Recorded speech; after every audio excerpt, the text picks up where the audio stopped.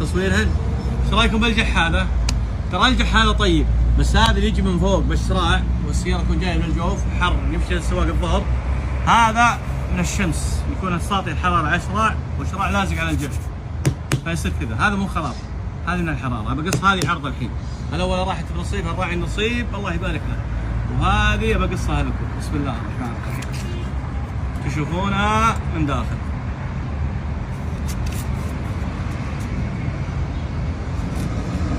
ما شاء الله تبارك الله على هالجح يا جماعه يا حلاتي، والله سكر سكر سكر وجديد. الميزه بالجوف ما في مخزن، ما في والله يقطفون يخلون يومين ثلاثه، لا حر بحر. ما شاء الله تبارك الله لا قوه الا بالله،